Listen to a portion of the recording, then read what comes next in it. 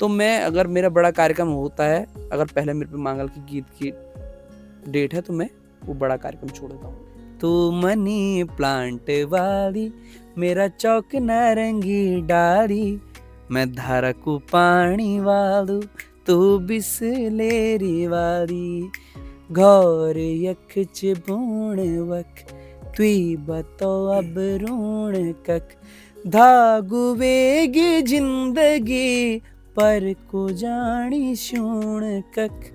तो जब ये लिखा था उस दौरान ये शुरुआत थी कि भाई लड़की नहीं मिल रही, तो उसको हंसी मजाक में ले रहे थे लोग ना कि नहीं मिल रही करके। बोला एक जमानो था जब बोला हम भैंसा का व्यापारी बनी जानता ये, और अब बल जो नौन ढूंढना का भी व्यापारी बनी जाना कि हाँ साहब तुम्हारे यहाँ लड़की है कोई। यरण पीठों के देवा चढ़ली। नमस्कार, अमर उजाला के लिए मैं खुशी रावत। आपका स्वागत है अमर उजाला के इस खास सीरीज पहचान में, जहां आज हमारे संग मौजूद है उत्तराखंड की वो लोकप्रिय आवाज़ जिनके गाने ना सिर्फ बच्चों बल्कि बुजुर्गों के जुबान पर भी बसे हुए हैं। इनके सुरों ने ना सिर्फ उत्तराखंड बल्कि देश विदेशों में भी धूम मचाई है।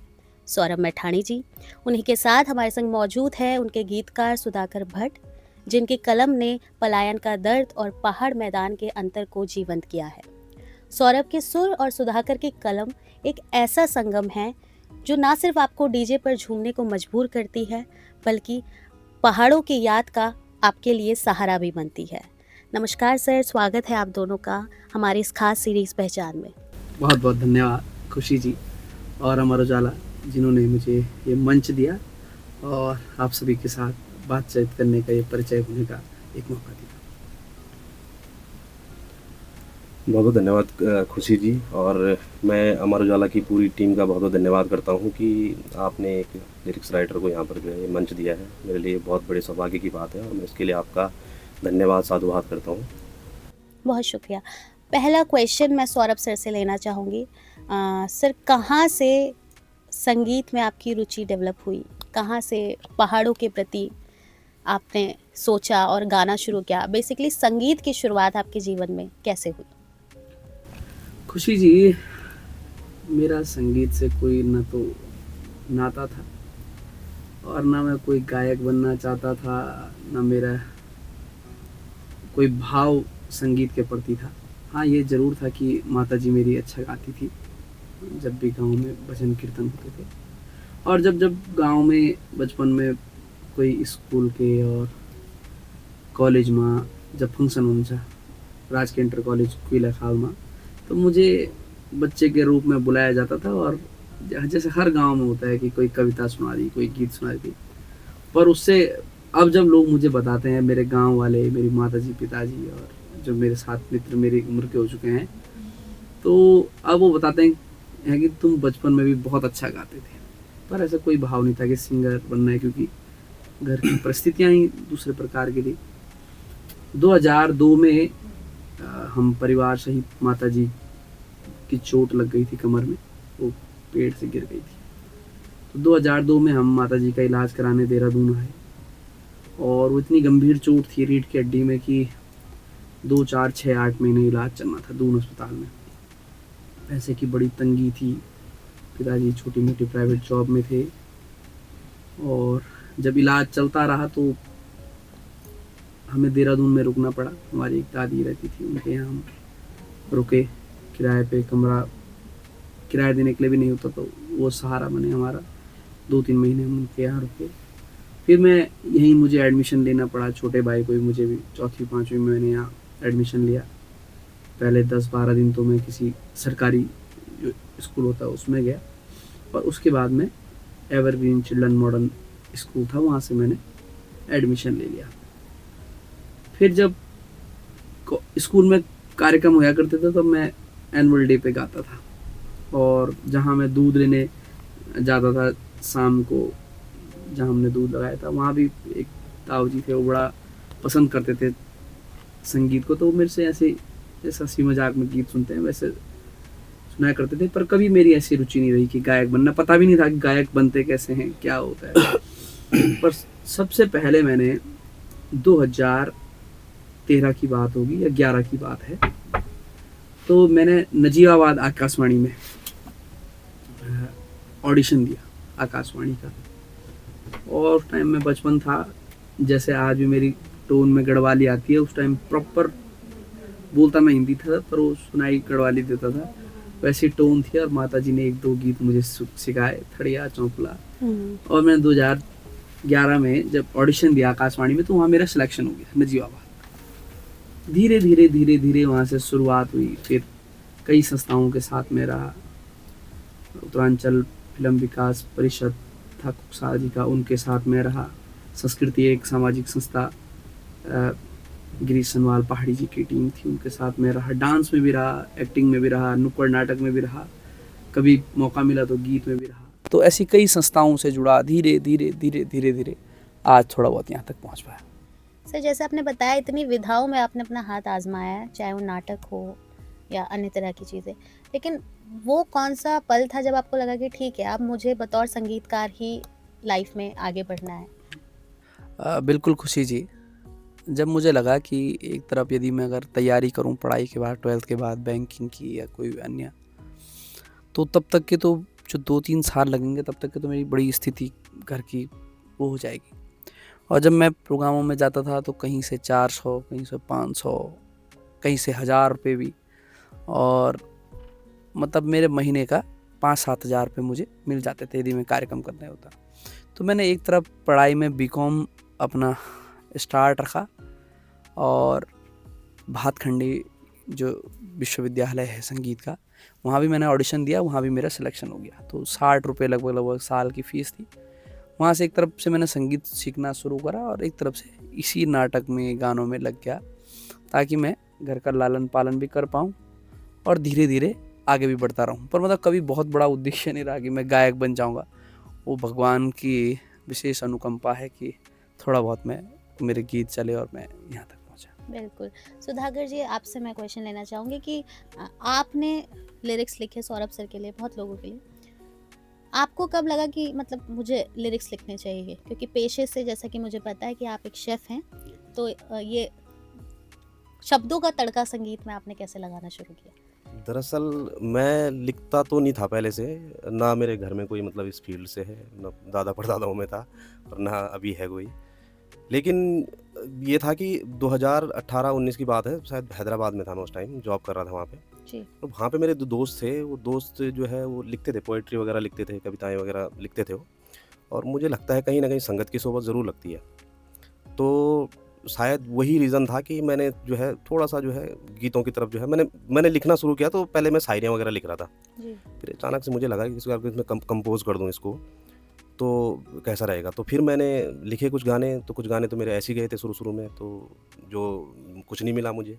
फिर बाद में मुझे सौरभ भाई का ध्यान आया, मैंने कहा यार सौरभ भाई के साथ हमारा पुराना परिचय था, जब ये पहला स्ट्रगल कर रहे थे। हाँ, इनका पहला कार्यक्रम भी मतलब मैंने ही करवाया था अपने यहाँ गाँव में, या एक मंदिर में, देवी माँ के मंदिर में जागरण करवाया था। तो सौरभ भाई को बुलाया था, एज अ एंकर बुलाया था, लेकिन सारी कमान तो इन्होंने संभाल ली थी वहाँ पे, और बहुत अच्छा रहा था। तो मैंने इनको बताया कि मैंने कहा ऐसा-ऐसा है भाई, मैंने गाना लिखा हुआ है, आप देखो।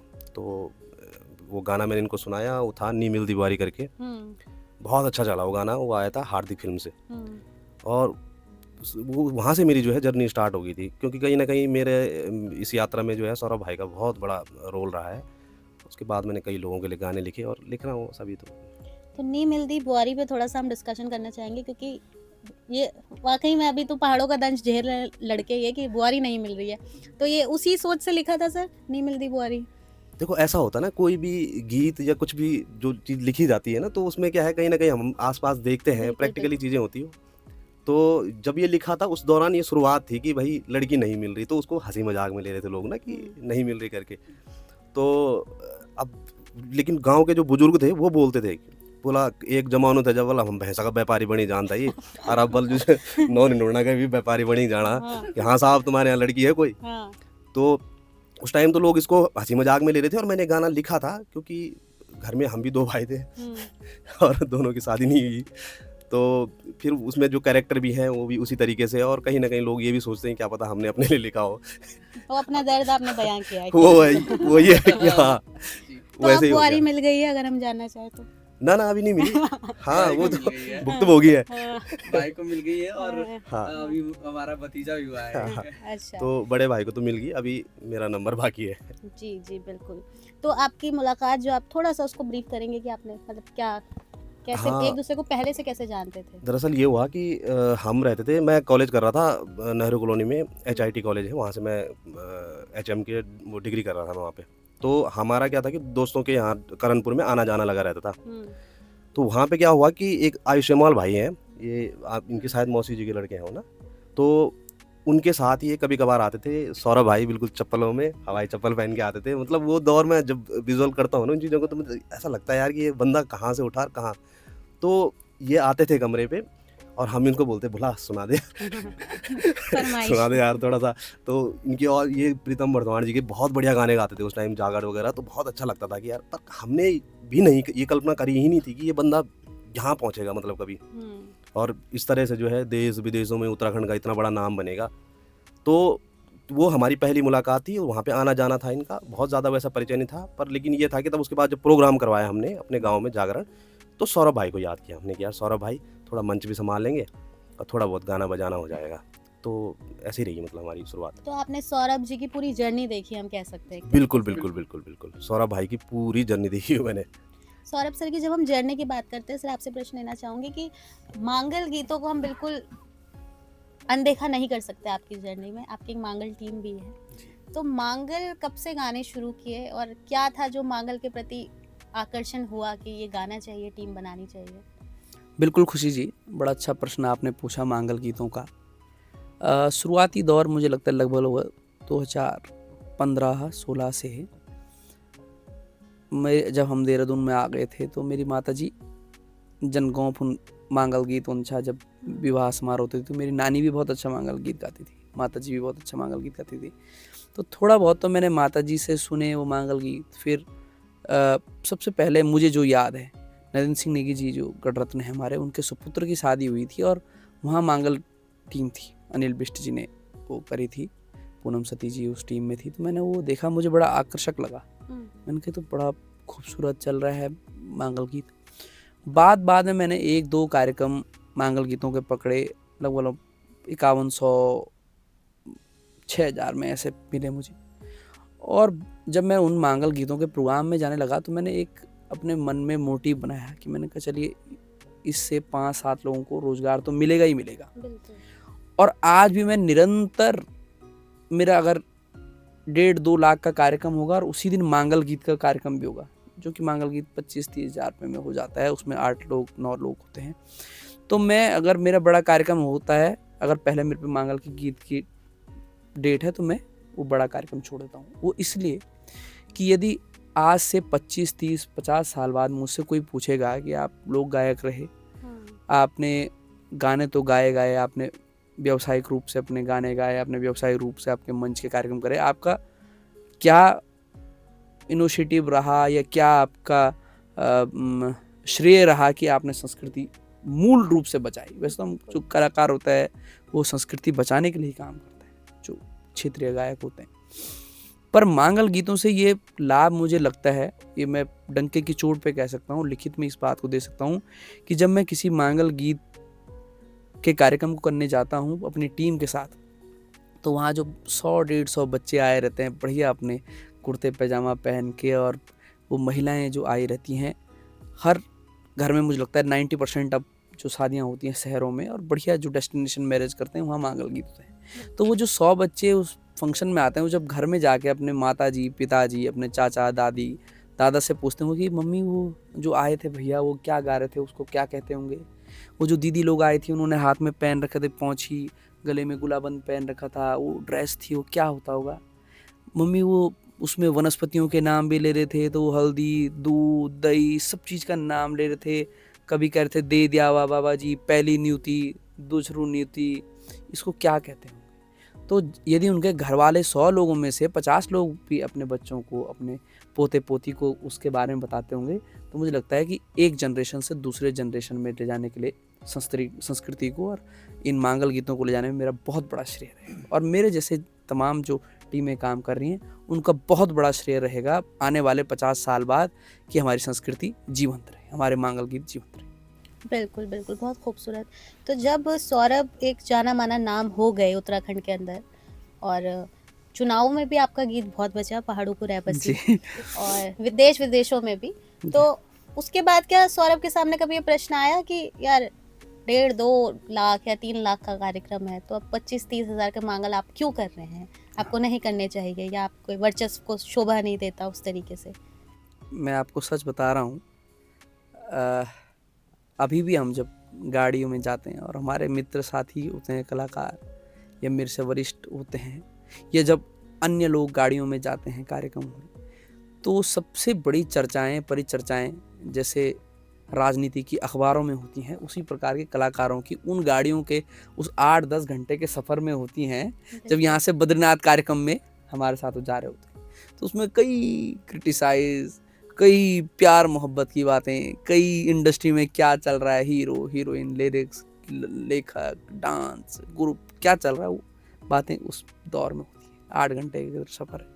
तो मेरे कई मित्रजन, कई मेरे से जो मेरे साथ के लोग हैं, वो कहते हैं कि सौरभ यार तूने भी अपनी बेइज्जती करा रखी है। सच में बता रहा हूँ यार, एक तरफ तो तू बड़ा स्टार वाली बातें कर रहा है, एक तरफ तू मंच पे लोग तेरे वजह से भीड़ जुट रही है, और एक तरफ तू वहीं हारमोनियम बैठ के लगा रहता है दे दिया दे दिया। भले वो दिल से ये बात नहीं कहते हैं, पर कहीं ना कहीं वो इस प्रकार से हंसी मजाक में कह देते हैं। तो मैं उसका जवाब नहीं देता हूँ, मैं खाली उस बात को ऐसे टाल देता हूँ बोल के कि यार, मन का भाई मैं वो अपने लिए थोड़ी नहीं कर रहा हूँ, मेरे साथ 8 बच्चे जुड़े हैं, उनके रोजगार के लिए कर रहा हूँ, है ना। और मन का कार्यक्रम आ रहा तो छोड़ना क्यों है। पर मैं मन में इस भाव को लेके ज़रूर चलता हूँ कि भाई ये मैं एक बहुत बड़ा कार्य कर रहा हूँ, बहुत बड़ा श्रेय संस्कृति को बचाने के लिए कर रहा हूँ, और भविष्य में मुझसे कोई पूछेगा तो मैं कहूँगा कि मेरी उपलब्धि ये है कि मैंने मांगल गीतों को संरक्षित किया है। बिल्कुल, बहुत खूबसूरत। सुधाकर जी, आपने जब सौरभ जी के लिए पहला गीत लिखा, और कौन सा वो गीत था, और जब उनके पास लेकर गए तो क्या रिएक्शन था सौरभ जी का, और कैसा रहा वो सफ़र कि आज आप यहाँ साथ बैठे हैं? वो दरअसल नीमिल दीवारी था। हम्म, उसके बाद तो हमने बैक टू बैक मतलब 12-13 गाने तो कर ही दिए होंगे लगभग। हम्म, तो सौरभ भाई तो पहले तो हंसे कि बोला अपनी कहानी लिख रखी है नीमिल दीवारी में, बट लेकिन ये था कि हमने कर दिया था वो गाना। उसके बाद हमने बहुत गाने करे हैं, जैसे मतलब कर ही रहे हैं, अभी भी कर रहे हैं। हमें 3-4 गाने अभी हमारे आने वाले हैं जिन पे काम चल रहा है। बिल्कुल। और सौरभ भाई के साथ तो मैं मतलब मुझे तो ये लगता है कहीं ना कहीं तो इनका योगदान है कि जिसकी वजह से हम यहाँ पे टिके हुए हैं। नहीं तो एक दौर वो था कि जब लिरिक्स राइटर का कहीं नाम ही नहीं होता था। बिल्कुल। और एक सबसे अच्छी बात बताता हूँ मैं, हमारे एक दीपक भाई हैं, दीपक नौटियाल जी बाहर रहते हैं, और उन्होंने पहाड़ों का रहवासी जो गाना है जी। सौरभ भाई ने जो गा रखा है, वो गाना उन्होंने लिखा हुआ है, इंजीनियर है वो। और मैं एक बार मिला हूँ उनसे, लेकिन अब देखो एक बात बताता हूँ इस पे ना कि उनका गाना आया, वो गाना जैसा भी चल रहा था, जो भी चल रहा था, ठीक है। सौरभ भाई ने उनको अपने घर पे बुलाया और उनको सम्मानित किया, ठीक है। इनकी जो टीम थी उन लोगों ने मिलके सम्मानित किया उनको, और इन्होंने फ़ोटो पोस्ट करी। मैंने तुरंत इनको कॉल करी, मतलब ये पहली बार हुआ है उत्तराखंड में कि नहीं तो अदरवाइज लिरिक्स राइटर का नाम आ जाए वही बहुत बड़ी बात थी। तो ये चीज़ें हैं जो बहुत अच्छी हो रही है अभी इंडस्ट्री में। सबसे पसंदीदा गाना आपका कौन सा रहेगा, या मेमोरेबल हम कह सके, जो सौरभ जी के संग आपने किया हो, या किसी भी और अन्य कलाकार के लिए आपने किया हो? देखो ऐसा है कि मैंने जितने भी गाने लिखे हैं मेरे लिए तो सारे ही मतलब मेमोरेबल ही हैं, क्योंकि मैंने तो जितने भी काम करा है, मतलब अब आदमी लिखता तो दिल से ही है। बिल्कुल। एक गाना किया था मैंने मृणाल भाई के साथ सौरभ भाई मृणाल भाई के साथ मैंने एक गाना किया था, मेरा बाबा जी करके जी। वो गाना मुझे लगता है कि मेरी अब तक की सारी रचनाओं में से सबसे बेस्ट है वो, जी। क्योंकि वो अगर आप देखेंगे उस गाने बहुत, मैं ये तो नहीं बोलूँगा कि बहुत मिलियन वाला तो नहीं है उसमें सीन, क्योंकि इस तरह के गीत बहुत जल्दी एक्सेप्ट नहीं करती है पब्लिक। लेकिन वो गाना ऐसा है कि एक पिता और पुत्र के भाव पे जो है वो गीत बना हुआ है कि कहीं ना कहीं हम जिस समाज में रह रहे हैं यहाँ पे क्या है कि पिता और पुत्र जो है आपस में अपने प्रेम को वो नहीं कर पाते, एक्सप्रेस नहीं कर पाते हैं उस चीज़ को। तो वो उस पे बनाया हुआ है, और उसमें मैं सबसे पहले धन्यवाद करूँगा मैं सकलानी जी, हमारे कुलदीप सकलानी जी हैं। उन्होंने एक दिन सुना था, वो शाम के टाइम की बात थी, और उन्होंने वो गाना सुना था मेरे से। तो उन्होंने कहा कि ये सुधाकर भाई ये गाना करना है। तो मैंने कहा यार इसको कौन प्रोड्यूस करेगा, कौन पैसा लगाएगा इस पर, क्योंकि गाना स्लो है, इस तरह के गीत यहाँ पे नहीं करता कोई पैसा, क्योंकि अगर प्रोड्यूसर लगाएगा तो एज अ बिजनेस ही लगाएगा उस पर। तो उसमें बिजनेस देखेगा तो वो तो है नहीं भाई। तो हम बोला मैं लगाऊंगा पैसा, मैं करता हूँ इसको। तो फिर मृणाल भाई से बात करी, पहले सौरभ भाई से करवाना चाह रहे थे उसको, पर लेकिन सौरभ भाई बड़े बिजी आदमी हैं, इनका टाइम मिलना बहुत मुश्किल होता है। तो तब फिर मृणाल भाई को फ़ोन किया और हमने वो गाना किया, और उसके गाना जब रिलीज़ हुआ तो उसके बाद सौरभ भाई ने मुझे कॉल करी और बहुत बधाई दी मुझे उस चीज़ के लिए कि यार बहुत अच्छी चीज़ बनाई है करके। तो वो गाना मेरे जो है बिल्कुल ज़हन में ऐसा है कि बिल्कुल। आपने काम करना शुरू किया बतौर सिंगर, तो जब पहचान नहीं मिली उस तरीके की कि मिल जी, जाए एक, जी, जी। जो हम फेम की बात करते हैं, तो उससे डील करना कैसा होता है, मुझे ये जानना है कि क्योंकि हम सफलता तो हम सभी देख रहे हैं, लेकिन वो जब हताशा भी हाथ लगती है तो उसमें कैसे सौरभ उससे निकल कर आया, या कैसे सौरभ ने उसके संग डील किया? जब मैं दिल्ली, देश विदेश के कोने में कार्यक्रम करने जाता हूँ तो जो प्रेम मुझे मिलता है, उस प्रेम सम्मान के आगे सारी दुनिया की सफलताएं, सारी दुनिया की आय के साधन और सारे बड़े बड़े रकमें फेल हैं जितना प्रेम मुझे लोग देते हैं। और वो मात्र केवल किससे, गीत के वजह से, बिल्कुल। उन शब्दों की वजह से। तो मैं उसमें आभार व्यक्त भी करता हूँ देश दीपक नौटियाल जी का, जिन्होंने मुझे इतने अच्छे लिरिक्स दिए। अच्छा, दूसरी बात आपने कहा कि पहाड़ों के रहवासी से पहले भी मैंने कई गीत गाए थे, वो चले, थोड़ा बहुत चले, 2-2, 4-4 मिलियन गए, लोग पहचानते थे, पर पहाड़ों के रहवासी से एक बड़ी पहचान मिली। तो अगर हम इस बात को दो प्रकार से तोड़ सकते हैं, एक सम्मान के भाव से और एक आय के साधन के माध्यम से। लोक संस्कृति में आप बहुत बड़ी सफलता धन अर्जित करने से नहीं मान सकते, बिल्कुल। क्योंकि अगर आप इसमें 50 साल 60 साल भी कार्य करोगे तो आप इसको सेवा के भाव से ही कर पाएंगे, क्योंकि ये कोई बहुत ज़्यादा धन अर्जित करने वाला वो नहीं है। अब मुझे सफलता मिल चुकी है, जितनी भी मिल चुकी है, उसको मैं केवल सम्मान से कंपैरिजन करूंगा कि हाँ मुझे बड़ा अच्छा सम्मान मिल रहा है, लोग पूछ रहे हैं, हर कार्यक्रम में बुला रहे हैं, वो हमारी बड़ी सफलता है। इससे पहले भी जब लोग मुझे नहीं पहचानते थे तो बस बात इतना अंतर है, सम्मान लोग तब भी जान देते थे, बुलाते थे कार्यक्रम में, पर वो जब कार्यक्रम हम करते थे उसमें हम दूसरे के गीत अधिक गाते थे, तो केवल वो घंटे खींचने कि 3 घंटे का कार्यक्रम है उसमें 1.5 घंटे हमने खींचना है, जी। उसके बाद वो सम्मान उतना नहीं मिलता। वो कहते कि जैसे भी है दूसरे का गाना गाया, ठीक है।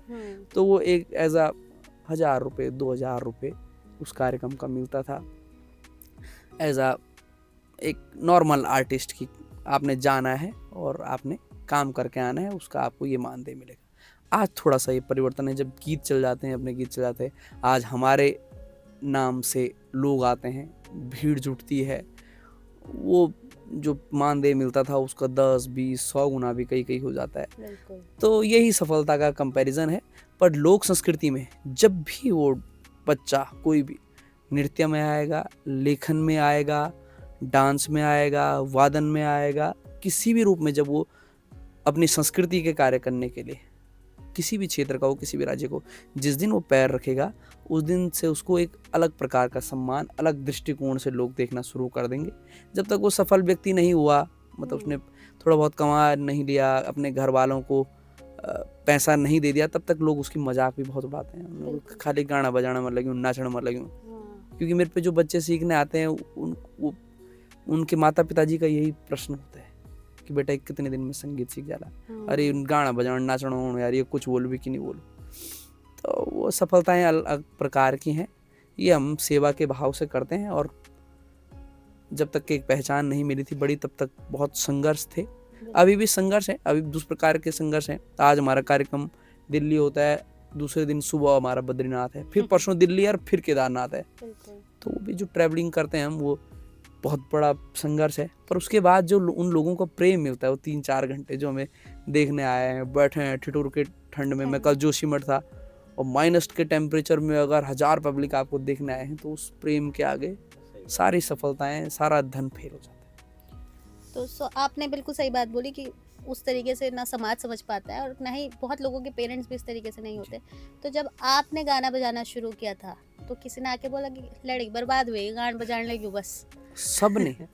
सबने 99% लोगों ने, जो मुझे टीचर पढ़ाते थे, जहाँ मैं ट्यूशन पढ़ता था, कई हमारा परिवार का लोग भी रहे बोला, स्वरा बारा रहे बोला आपस में, सामने कोई नहीं बोलता था, पीठ पीछे बातें होती हैं। और मैं वही एक्सपीरियंस अपने जो मेरे साथ नए बच्चे आते हैं हम्म, सिंगर बनने के लिए या डांसर या म्यूजिशियन, मैं उनसे भी ये बात चर्चा करता हूँ कि जिस दिन आप घर में 2 रुपए कमा के या किसी मंच पे जाके अपने माता पिता अपने परिजनों का सम्मान करवाएंगे, मतलब लोग जानेंगे उनके वजह से कि यार तुम्हारा नाम हम लोग दीक्षा वो मंच पे, हम्म, या आप 5,000 रुपये अपने घर में दे देंगे, हम्म, उस दिन आपको आपके घर वाले एग्री कर देंगे कि भाई तू इस क्षेत्र में आगे आगे बढ़ती रहे। हम्म, वरना लोग ही नहीं बोलना ना यार क्या यार खाली है भी गाना बजाना करने। हम्म, मैंने कई बार ऐसा सुना है, क्या पता कोई अभी भी बोलते होंगे। हम्म।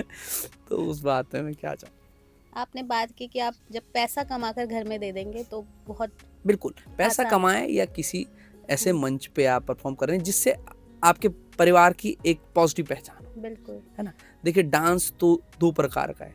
जी। कई पब बारों में आप देख लो वहाँ भी डांस होता है, ठीक है, वहाँ भी जो लड़के लड़कियाँ काम करती हैं वो अपना मानदेय के लिए करती हैं, वो कोई गलत भाव से नहीं करती हैं। पर एक जो संस्कृति के लिए जो लड़का लड़की डांस करते हैं वो भाव अलग है। बिल्कुल वो भाव ये है कि उसको वो अपना कल्चर को एक्सप्रेस कर रहा है और दूसरे को बता रहा है कि ये हमारा कल्चर है, ये हमारा रीति रिवाज है। और जो अन्य प्रकार के डांस हो रहे हैं और जगह भी डांस हो रहे हैं या कई प्रकार के डांस होते हैं, अब सब लोग समाज जानता है, उसमें व्यक्ति अपने व्यक्ति विशेष के लिए कार्य कर रहा है। उसने कहा कि मैंने ये परफॉर्म करना है और मुझे इतना उसका मानदेय मिले, तो दोनों में फर्क। बिल्कुल।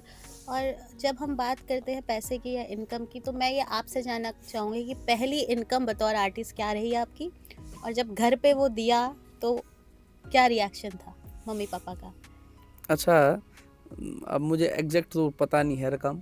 जब मैं कलाकार नहीं बना था बचपन में, सबसे पहले जब मैंने चौथी पाँचवीं में ना, चौथी पाँचवीं में भी नहीं, दूसरी तीसरी क्लास में मैंने एक बच्चा के रूप में जब गांव में राज के इंटर कॉलेज में गाया था, सबसे पहले गांव में हंसी मजाक में, तब मुझे उस टाइम पे 2000 की बात होगी या 1997-98 की बात होगी, तब मुझे 41 रुपये और 4 डोंगे, जो गांव में डोंगा मिल रहा है जिस पे नाम लिख के बकायदा, आजकल तो कोई 5 लाख की स्पॉन्सरशिप भी कर दे तब भी लोग उसका टैग नहीं लगाते हैं। बिल्कुल बिल्कुल। पर उस टाइम पे अगर कोई डोंगा भी देता था 10 रुपए का तो उसमें नाम लिखा जाता था वो भी वो ड्रिल मशीन प्रकार की होती थी उससे ना, तो वो मैंने अर्जित किए थे। उसके बाद जब मैं आकाशवाणी में पहली बार परफॉर्म किया तो तब मुझे लगभग 1700 कुछ का एक चेक बना था, मेरे लिए बहुत बड़ी रकम थी वो।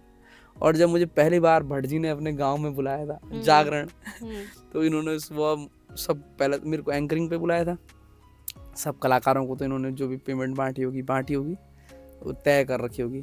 मुझे बाद में ये आरती में चढ़े हुए 10-10, 5-5, 2-2 रुपए के नोट लेके आए और लगभग मुझे लग रहा है वो 600-700 रुपये वो मेरी पेमेंट थी। सर, चटकीले गीतों की आपने बात की। चटकीले गीत हमें हर जगह देखने को मिलते हैं और ज़्यादा जल्दी वायरल होते हैं, मुझे ऐसा लगता है, रील के इस दौर में खासकर। तो जब आप गीत गा रहे थे या सर आप गीत लिख रहे थे, तो वो कंपटीशन फेस करने को लगा कहीं कि यार बहुत स्लो है गाना, शायद उस तरीके से नहीं उभर कर आ पाए? बिल्कुल लगा, क्या हर बार लगता है जब हम गीत को बनाते हैं, तो यदि अगर गीत को चलाना है तो एक तो उसकी बीट ही हो, वो शादी पार्टियों में चले, वो गांव के मेले खौलों में चले, और सिस्टम जो आजकल का बन गया है 2-3 साल का, वो रील पे चले। रील पे बीट होगी तभी वो चलेगा। मैंने कई गीत ऐसे गाए हैं, कई गज़ल ऐसी गाई हैं जो बहुत भावपूर्ण है, जिनमें शब्दों की बड़ी गंभीरता है, पर वो गीत 1, 2, 3, 5 लाख पे अटकते हैं। पर फिर भी मेरा एक चैलेंज रहता है, और भट्ट जी ने भी जितने हमने साथ में गीत करे, हिट बिजुली गीत करा है, या मेरे जो और हैं आशीष नेगी भाई का वखी मेरो गाँव है, पहाड़ों को रवासी है, हमने इन गीतों में पहाड़ को जीवंत किया है। बिल्कुल। कि हम कैसे बता पाएंगे, आइडेंटिटी कैसे दे पाएंगे कि यार ये पहाड़ी गीत है, उसमें हमारे 4 धाम की बात हो, उसमें हमारे खाने पाने की बात हो, उसमें हमारे आने जाने की बात हो, हमारे रीति रिवाजों की, हमारी संस्कृति परंपरा की बात हो, ताकि उसको 10, 20, 50 हज़ार, 1-2 लाख भी अगर उस बात से मैसेज लेते हैं या उस चीज़ को अडॉप्ट करते हैं तो वो हमारी जीत हो। और बीट भी रखते हैं उसमें, नाचने वाली बीट भी रखते हैं, ताकि एक तरफ से वो जिसके लिए हम गीत बना रहे हैं, जिस प्रोड्यूसर के लिए या अपने लिए, वो वहाँ से आय भी जुटा पाए यूट्यूब के माध्यम से, और हम अपना संदेश भी लोगों तक पहुँचा पाए। यूट्यूब की जब हम बात करते हैं, सोशल मीडिया की जब बात करते हैं, इंस्टाग्राम, रील्स, आपको लगता है कि ये ऐसा मंच है जिसने जो आर्टिस्ट बैकफुट पर थे अभी तक, या जो राइटर हैं चाहे जो बैकफुट पे रहकर काम कर रहे थे, मेन स्ट्रीम में नहीं आ पा रहे थे, उनको अच्छा मौका दिया है सोशल मीडिया ने उस तरीके से? हाँ, इसे कह सकते हैं ऐसा, पर सीडी, कैसेट और यूट्यूब हम्म, तीनों में बड़ा अंतर है। बिल्कुल। कहीं कहीं लाभ हुआ है तो कहीं कहीं हानि भी हुई है। जब कैसेट का ज़माना था या सीडी का ज़माना था तो उसमें 8, 16, 42 ऐसे गीत होते थे। मान लो सीडी है तो उसमें 5 गायकों के गीत हैं, डीवीडी है तो यदि मेरा पहाड़ों को रहवासी गीत चला, एक उदाहरण है, और उसमें मेरे 7 गीत और भी हैं, 7-8 गीत एक अन्य गायक के भी हैं, तो वो जब सीडी चलेगी तो पहाड़ों को रहवासी सुनेगा तो गारंटेड है 99% तो दूसरा गीत भी सुनेंगे, बिल्कुल। तीसरा गीत भी सुनेंगे, क्योंकि हम गाँव में जब कैसेट ले जाना, निगी जी की कोई कैसेट आ गई, भरतवाण जी की कोई कैसेट आ गई, तो हम गाँव में लगाना चाहो, एक बार लगा दी टैप में। अब गाँव में कंपटीशन चलता था, इसने अगर गीत 18 की वॉल्यूम पे लगा रखा है तो मैं यहाँ से 20 में लगाऊं ताकि मेरा गीत तेज बजे, मेरा टेप रिकॉर्डर दीजिए। तो वो गीत पूरा 1 घंटे चलता था, एक के बाद दूसरा गीत बजता था, दूसरे तीसरा, तो नाचने वाला भाव भी मिलता था, तो पलायन का भाव भी मिलता था, तो माँ बेटी का पीड़ा वाला भाव भी मिलता था, घसीरी गीत भी मिलता था, तो मेला गीत भी मिलता था, तो चांचड़ी गीत भी मिलता था, तो सब प्रकार के फ्लेवर सुनने को मिलते थे। आज का दौर ये है कि कोई गीत नाचने वाला है वो तो चल रहा है तो सब नाच ही रहे हैं, फिर उसमें जो अन्य गीत आते हैं वो दब जाते हैं। कुछ लाभ हैं तो कुछ हानि भी। सुधाकर जी, आपसे प्रश्न लेना चाहूँगी। पेशे से आप शेफ हैं जैसा कि हमें पता है, तो ये जो है शेफ, पहले तो आप शेफ कैसे बने? ये जो आपका जो पहाड़ से निकलकर शेफ बनने तक का सफर है। मैं हूँ पहाड़ के सरकारी स्कूल से पढ़ा हुआ छात्र, जी। जिसका जब रिजल्ट आता है जून में, उसके बाद 1 महीने में हमें भविष्य तय करना होता है। अच्छा। सौरभ भाई, उस 1 महीने में हमें डिसीजन लेना होता है कि क्या करना है, कहाँ जाना है, कुछ करना है, क्योंकि उससे पहले हमारा कोई गोल ही नहीं होता है। मतलब अब तो शायद बच्चे हैं बहुत स्मार्ट हो चुके हैं मोबाइल की वजह से या कंप्यूटर की वजह से, हमारे टाइम पे नहीं था ऐसा। बस उस टाइम पे ये है कि बोल दिया किसी ने कि साहब होटल मैनेजमेंट कराओ, उसके बाद तो पैसा ही पैसा पैसा ही पैसा है बोल के फिर कॉलेज में आए तो प्राइवेट कॉलेजों के तो हाल वही है कि बस 3 साल कंप्लीट करो, उसके बाद तो पैसा ही पैसा है, और वो पैसा आज तक ढूंढ रहे हैं हम। तो हाँ ठीक है, मैं शेफ़ हूँ और मुझे अच्छा लगता है, मतलब मुझे कुकिंग का बहुत अच्छा शौक़ था मुझे, तो ठीक है उसी प्रोफेशन में आ गया हूँ और कर रहा हूँ मैं। काफ़ी लोग अब मुझसे जुड़ते हैं, मैं जिनके साथ काम कर रहा हूँ बहुतों को पता भी नहीं होता पहले कि मैं लिरिक्स राइटर हूँ, कई बार मेरे गाने ही बज रहे होते हैं। अच्छा। तो उसके बाद कई बार बोल देते हैं, कई बार कोई दोस्त बोल देता है, तो तब पता चलता है। तो हाँ ऐसा ही है, चल रहा है। आगामी प्रोजेक्ट्स क्या हैं सौरभ सर के साथ, सुधाकर जी? सौरभ भाई के साथ तो अभी है कुछ, मेरे 2-3 गाने हैं और एक आरती भी है, उसके बारे में तो सौरभ भाई ज़्यादा बेहतर बताएंगे जी। तो हम कर रहे हैं, बहुत अच्छे प्रोजेक्ट हैं। मतलब जो जिस तरह के गीत ये गाते हैं, क्योंकि क्या है कि मैं जब कुछ लिखता हूँ और ये पूछते हैं मुझे कि हाँ जी कुछ है तुम्हारे पास लिखा हुआ, तो अब ये साफ बोल देते हैं कि भाई ऐसा नहीं चाहिए मेरे को, कुछ पहाड़ों से संबंधित हो, जिसमें महंगर की हमारे दारा मगरों की बात हो, हमारा खान पान की बात हो, तो इनके लिए वैसे ही गीत लिखता हूँ मैं, और हम कर रहे हैं अभी बहुत बढ़िया प्रोजेक्ट कर रहे हैं। सौरभ से आपसे प्रश्न लूँगी कि आपने बताया काफ़ी छोटी उम्र में माताजी की तबीयत की वजह से आपको देहरादून शिफ्ट होना पड़ा, उससे पहले आप रुद्रप्रयाग के वासी हैं, तो वो जो जितना भी समय गांव में बीता, क्या वही है कि वो एक कसक अंदर रह गए कि पहाड़ छोड़ने पड़े, तो अब वो पहाड़ों की जो व्यथा है या पहाड़ों की जो खूबसूरती है वो गानों के माध्यम से बयां हो रही है? नहीं, ऐसा कुछ नहीं है। मैंने जब 4-5 तक गांव में पढ़ा, वो भी मुझे पूरी यादें अभी हैं। और मैं रहता भले देहरादून में हूँ, कई लोग मुझे कमेंट भी करते हैं जब भी मैं गीत पहाड़ों वाला गाता हूँ, तो उसमें 100 में से 5 कमेंट ये रहते हैं, आप कहाँ रहते हो, आप भी तो देहरादून रहते हैं, आप क्या कर रहे हो, आप भी तो देहरादून रहते हैं। तो पर मुझे उसका कोई दुख नहीं है। देहरादून से क्या हुआ, जो पलायन हुआ है, मैं किसी को गलत भी नहीं मानता हूँ कि पलायन हमने पकड़ के तो किसी को कराया नहीं। 3 वजहों से पलायन हुआ था आज से 15, 20, 25, 30 साल पहले जो हुआ। एक तो स्वास्थ्य की वजह से, उसका खुद उदाहरण मैं हूँ, एक रोजगार की वजह से, और तीसरा शिक्षा की वजह से। और कोई गांव में संसाधन की वजह से हुआ होगा, या रोड नहीं रही होगी, या लाइट नहीं रहा होगा, या पानी नहीं रहा होगा। अब आपन जो 25 साल पहले देहरादून है दिल्ली चल गई, आज वो छोटी मोटी प्राइवेट नौकरी करके 25-30 हज़ार रुपये उसकी सैलरी है। वे में वो बच्चा भी पढ़ना, वे किराया भी जानू, उसका स्वास्थ्य संबंधित खर्चा भी है। वे तो आप पहाड़ किसी भी हालत में नहीं ले जा सकते। और मेरे को इसलिए वो नहीं रहता है दिक्कत कि मैं इसलिए नहीं है कि मैं ऐसा गीत गाता हूँ। मेरे तो 20 दिन 25 दिन कार्यक्रम होते हैं आज टीरी बड़ी, तो मैं कह न कह माध्यम से गाँव से जुड़ी हुई छूँ और गाँव की यादों से जुड़ी हुई छूँ। आपने बात बोली रोजगार की, आपने बात की कि आपने इतना सम्मान कमाया है कि पैसा उसके आगे छोटा हो जाता है। लेकिन जब भी हम किसी कलाकार की बात करते हैं, कला के क्षेत्र में जो आगे बढ़ना चाहता है, वो जो चीज़ आकर अटकती है वो पैसा ही होता है। जी। और हाल फिलहाल में हमने एक धरना देखा जो संस्कृति विभाग में जो धरना दिया आप लोगों ने बतौर नेगी जी के साथ और बतौर आर्टिस्ट जो आपने धरना दिया, तो क्या वजह रही कि नेगी जी जैसे गणरत्न इंसान उनको वहाँ बैठना पड़ा, आपको वहाँ बैठना पड़ा? कि क्या उत्तराखंड के लोक आर्टिस्ट की क्या हालत है अभी इस वक्त उत्तराखंड के अंदर? आदरणीय नरेंद्र सिंह नेगी जी हम लोगों के सपोर्ट में आए थे जी। और हम ही कुछ लोगों ने जो संस्कृति विभाग से कार्य करते हैं उन्होंने ये धरना किया था। वो हमने धरना केवल इस वजह से किया था कि एक तो जो हमने कार्यक्रम कर दिए हैं उसका मानदेय 2, 4, 5 साल बाद हो रहा है। इतना सिस्टम नहीं होना चाहिए। दूसरा, कई व्यवस्थाएं थी विभाग की जो लेट होती थी, जिससे परेशानी कलाकारों को आती थी। मानदेय को लेकर जो परेशानी थी उसके लिए हमने धरना करा था।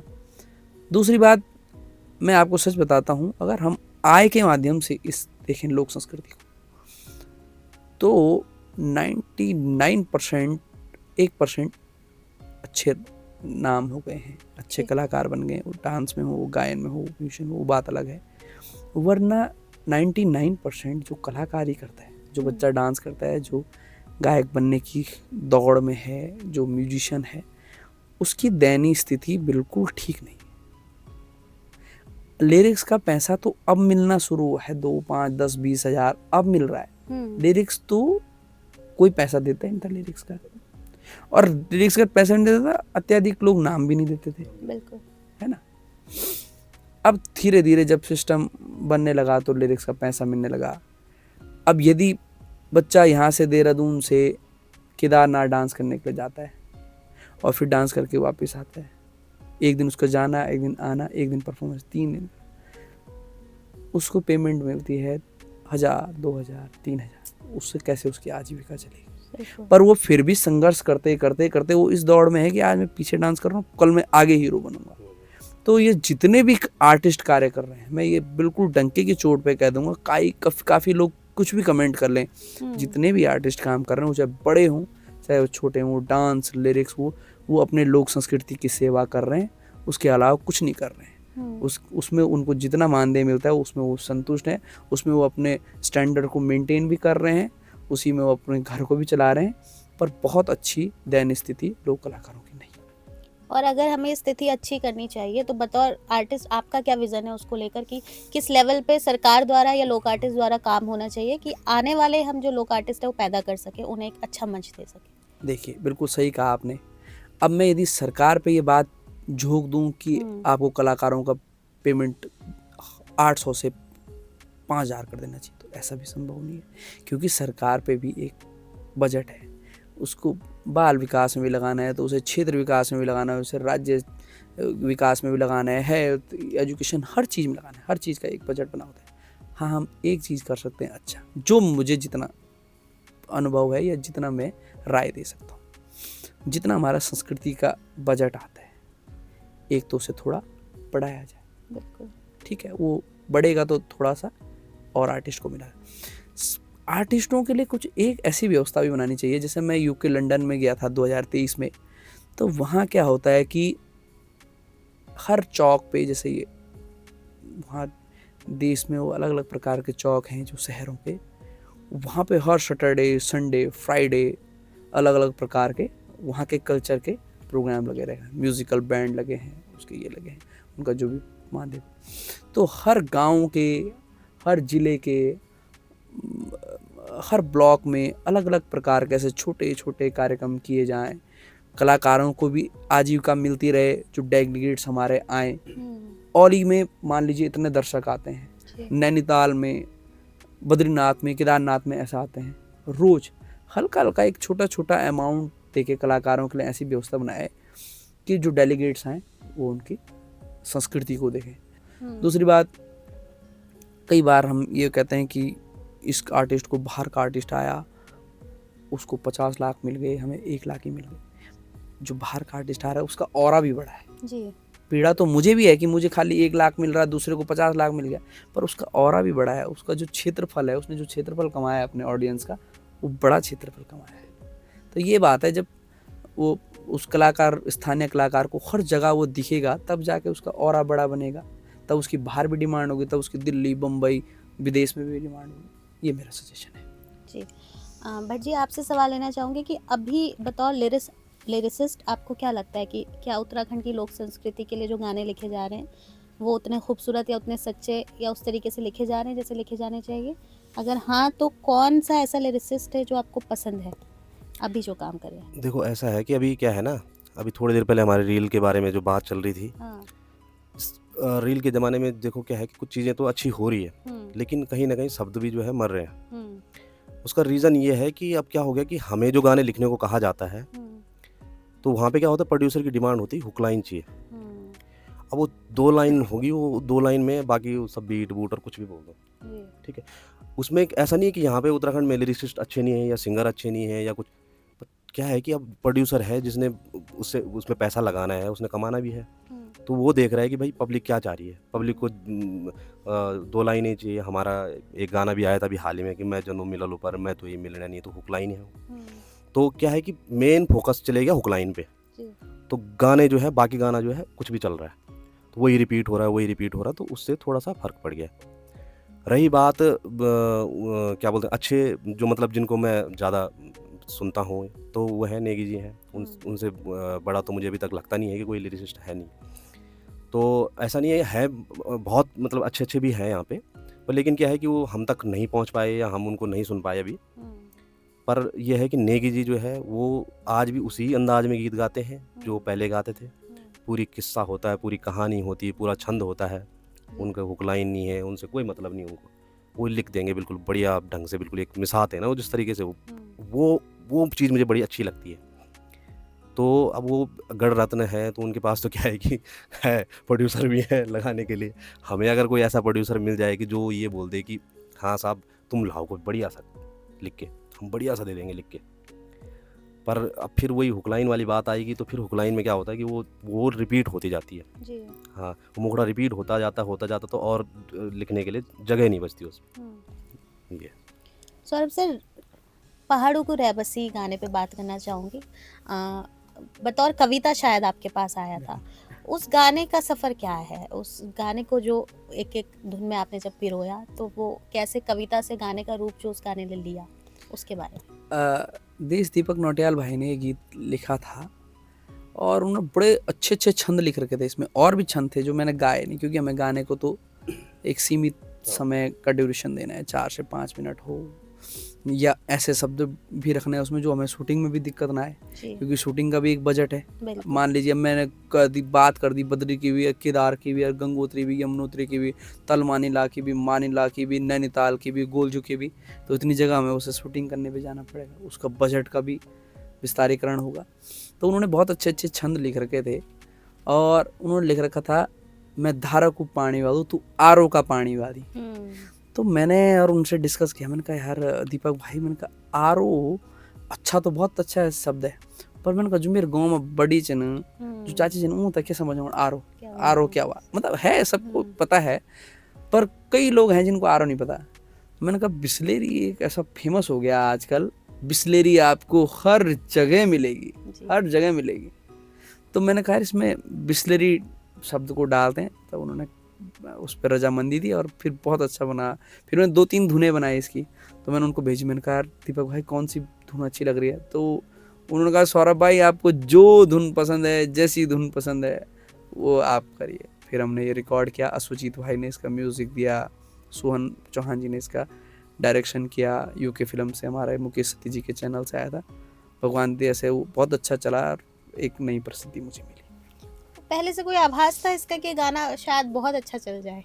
कभी भी कोई भी हम्म कभी भी कोई भी लिरिसिस्ट, कोई भी कितना बड़ा आर्टिस्ट, कोई भी कितना बड़ा गायक गाना आने से पहले कह ही नहीं सकता है कि ये चलेगा नहीं चलेगा, फिल्में करोड़ों में बन रही है। कितना चलेगा। ये तो जुआ है। जी। हाँ, ये जरूर बोल सकता है कलाकार जिसने गाया कि मैंने ये गाना बहुत अच्छा गाया है, ये यार मुझे लगता है कि लोगों को पसंद आएगा। तो इतनी बात हो गई इस गाने पर, इस गाने को सुने ना हम तो ये जी, मैं इसको सुना देता हूँ कि तक फिरी बिजली पानी अखलम पूज गाँदा, तक कुकुर बिराला यख गौड़ी भैंसू चरौंदा, तू मनी प्लांट वाली मेरा चौक नारंगी डाली, मैं धारा को पानी वालू तू बिसलेरी वाली, मैं पहाड़ों को रहबासी तू दिल्ली रौण वाली, मैं धारा को पानी वालू तू बिसलेरी वाली।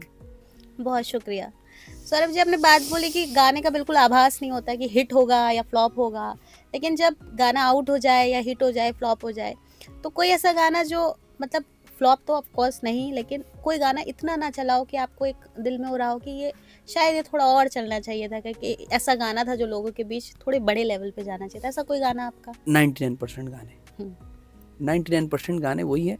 देखिए, पहाड़ों को रहवासी चला है तो उसी से मेरी पहचान है, वही मैं मंच पे गाता हूँ, उसी के बाद में लोग जिक्र करते हैं जी। पर उसके अलावा मेरे 70-80 गाने और हैं, उनमें से 10-15 गीत और लोग जानते हैं, पर वो जो और 55 गीत हैं उनको तो मात्र 2-5% लोग जानते हैं।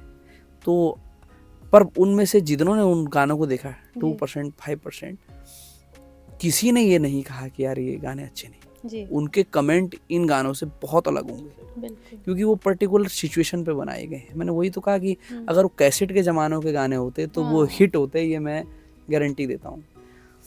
पर यदि आज हम ऐसे गीत निकालेंगे तो उसका व्यूअरशिप थोड़ा कम है।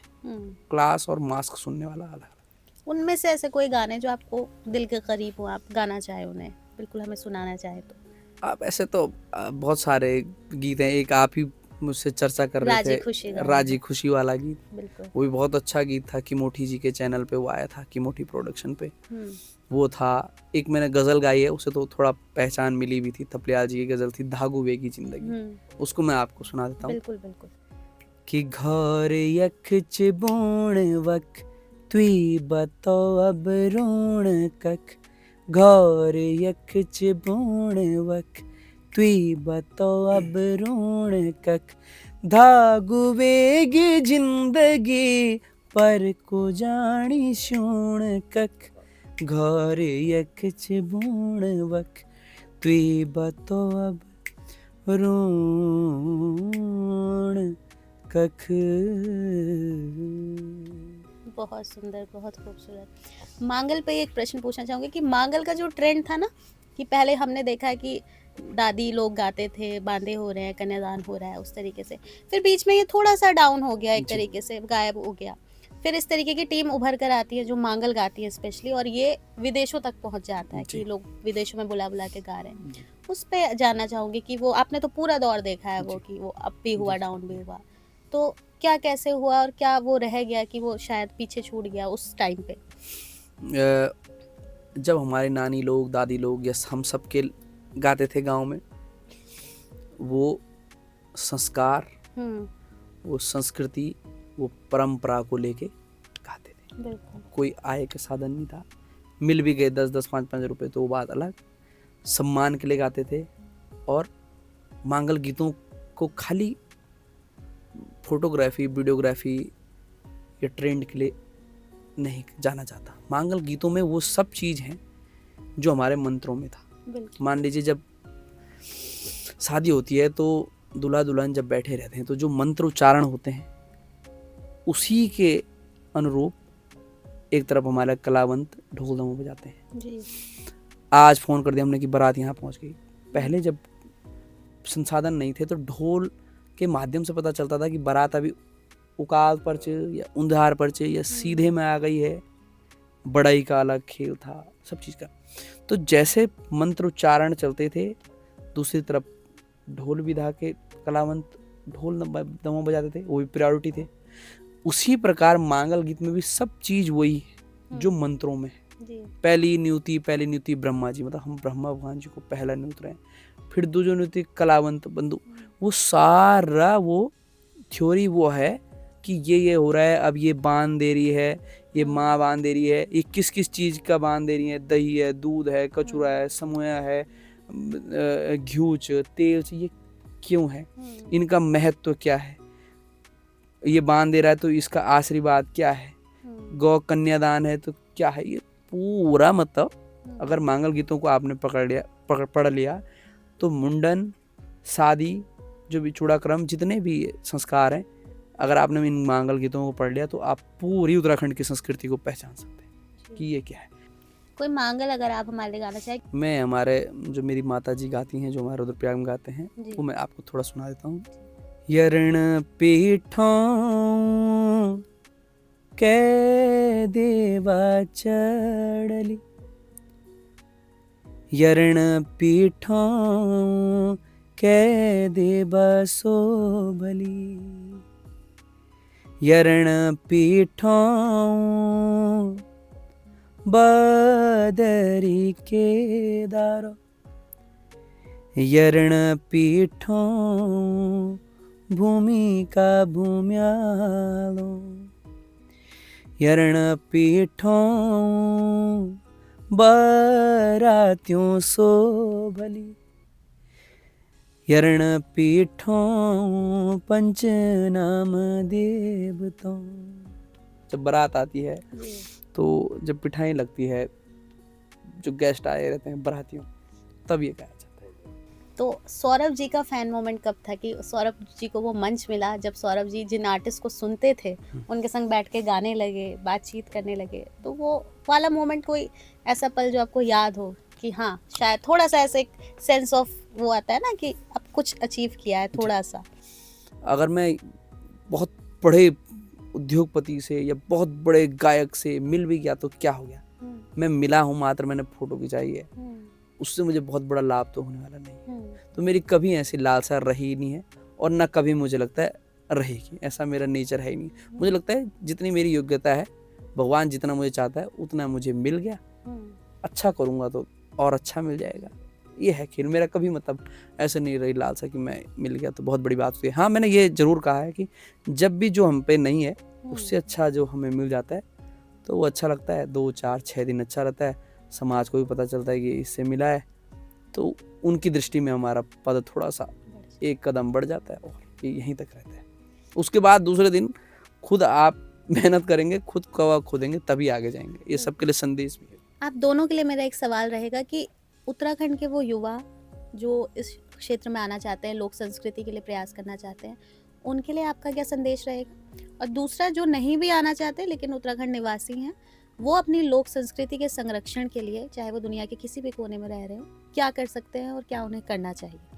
लोक संगीत में आना चाहते हैं, लोक संस्कृति के क्षेत्र में आना चाहते हैं, उनके लिए, उन बच्चों के लिए, चाहे वो गीत लेखन माध्यम से आए, वो नृत्य में आए, वो गायन में आए, वो डायरेक्शन में आए, जिस फील्ड में भी आना चाहते हैं लोक संस्कृति से संबंधित, वो बड़े अच्छे से उसको पढ़ के आए, उसकी ट्रेनिंग ज़रूर ले लें, प्रोफेशनल ट्रेनिंग। यदि वो गायन में आना चाहते तो क्लासिकल ज़रूर सीखें, या उतना मोटा मोटा तो सीख लें ताकि वो खाली चकाचौंध में ना आए, वो टिक पाएँ। बिल्कुल। और टिक वही पाता है जो ट्रेनिंग लेके आता है किसी भी फील्ड में। और जो युवा हैं वो किसी अन्य क्षेत्र में भी, कार्य क्षेत्र में है, चाहे वो किसी भी प्रोफेशन में है, किसी भी पढ़ाई में है, वो बड़े निष्ठा के साथ, बड़े ईमानदारी के साथ अपनी पढ़ाई या अपने व्यवसाय को करें, क्योंकि एक ना एक दिन ईमानदारी और निष्ठा और आपकी जितनी मेहनत होगी उसी का रिजल्ट 10 साल बाद आना है। मान लीजिए सरकार ऐसी व्यवस्था बनाए कि हमारे स्कूलों में गढ़वाली, कुमाऊनी, जौनसारी पढ़ाई जाए, या कोई ऐसा सिस्टम भी बनाया जाए कि 2 पीरियड ऐसे होंगे जिसमें आपको गढ़वाली ही बोलनी है। ऐसे कुछ व्यवस्थाएं बनाए सरकार। जो अध्यापक हैं वो भी थोड़ा सा अपनी तरफ से अपना भाव देकर या कुछ % अपने क्षेत्रीय भाषा को प्रमोट करने के लिए बच्चों के साथ ऐसे पढ़ाएं लिखाएं। कलाकार अपने स्तर पे करे, समाज अपने स्तर पे करे। हम कहीं पे भी किसी भी रैंक पे हों, हमारे पहाड़ी अपनी भाषा में बोली में बोलूँ, कहीं भी शहर में हूँ, तो मुझे लगता है कहीं ना कहीं संस्कृति और हमारी भाषा संरक्षण। जी सर, आपसे भी मेरा यही प्रश्न। देखो इसमें ऐसा है कि युवाओं के लिए तो मैं यही कहूँगा कि जैसे सौरभ भाई ने कहा कि आप कंप्लीट जो है ट्रेनिंग लेके ही आए यहाँ पे, क्योंकि क्या है ना कि अभी जो हाल में जैसे हम देख रहे हैं कि क्वांटिटी में गाने बन रहे हैं, क्वालिटी में नहीं बन रहे, और हमें क्वालिटी में बनाना है। और अगर क्वालिटी तभी होगी जब हम प्रॉपर जो है उस चीज़ की ट्रेनिंग लेंगे। हम चाहे हम गीतकार हैं, गायक हैं, म्यूजिशियन हैं, अब इन तो छने की ढोल को बजेली भी तरह बैर पता नहीं चलना ना। तो ऐसे बन रहे हैं ना आजकल गीत, बहुत मतलब ऐसे बना रहे हैं। मैं उनका वो तो नहीं कर रहा हूँ, मनोबल तो नहीं गिरा रहा हूँ, पर मेरा बोलने का मतलब ये है कि हमें क्वालिटी पे ध्यान देना पड़ेगा। इंडस्ट्री भी ग्रो करेगी, इंडस्ट्री ग्रो करेंगी तो सारे आर्टिस्ट ग्रो करेंगे, और इस तरीके से हमारी संस्कृति भी आगे जाएगी। दूसरा जो आपका सवाल था कि संरक्षण के लिए, तो इसमें मैं यही कहूँगा कि देखो, संस्कृति तभी जीवित रहेगी जब भाषा जीवित रहेगी, हमारी बोली जीवित रहेगी, क्योंकि उससे ही तो हमारी संस्कृति है, उससे ही हमारी सब चीज़ें हैं। तो उसके लिए जैसे सौरभ भाई ने कहा कि स्कूलों में जो है वो करना चाहिए कि बच्चों को जो है अपनी बोली भाषा, कुमाऊनी, जौनसारी, घोड़ वाली जो भी है, और साथ साथ में जैसे हम लोग भी हैं या मेरे पेशे से और भी जैसे सैफ लोग हैं कहीं पे किसी भी फील्ड में, देश विदेशों में, हमें वहाँ पे जो है जितना हो सके अपनी बोली भाषा का प्रयोग करें। क्योंकि अगर हम बोली भाषा बोलेंगे तो जाहिर सी बात है हमारा मन भी करेगा चौंसो भात खाने का। ये सब चीज़ कुल मिला के ये है कि संस्कृति भी तभी जीवित रहेगी जब भाषा जीवित रहेगी। तो इस पे जो है सरकार तो खैर जो करेगी सो करेगी, पर हमें स्वयं भी प्रयास करना चाहिए, अपने हैंड से जो हो सकता है वो कर सकते हैं बस। ये हमारा आखिरी प्रश्न है सौरभ जी और सुधाकर भट्ट जी से, लेकिन क्योंकि हमारे संग एक गायक आज मौजूद हैं तो इसकी हम एंडिंग जो है गाने से ना करें, ऐसा नहीं हो सकता। तो सर, वकी मेरो गो आपका बड़ा फेमस गाना है, तो दुनिया भर में जो बैठे लोग हैं या जो दर्शक इसे देख रहे हैं उनके बिहाफ पे ये गाना। जख ओंदी हवा सराररा, 5 लाखड़ू गासू का भारा, ठंडो मीठो पानी धारा, वकी मेरू गो। जख ओंदी हवा सराररा, 5 लाखड़ू गासू का भारा, ठंडो मीठो पानी धारा, वकी मेरू गो। जख शंभु भोलेनाथ, वकी मेरू गो। गढ़ कुमो जौन सारा, वकी मेरू गो। जख हाट माँ काली का, वकी मेरू गो। जख माशु महाराज, वकी मेरू गो। बहुत शुक्रिया सर हमारे संग जुड़ने के लिए, बहुत धन्यवाद। अगर आप ये वीडियो YouTube पर देख रहे हैं तो हमारे चैनल को सब्सक्राइब कर बेल आइकन दबाएं, और Facebook पर देख रहे हैं तो हमारे पेज को लाइक करें।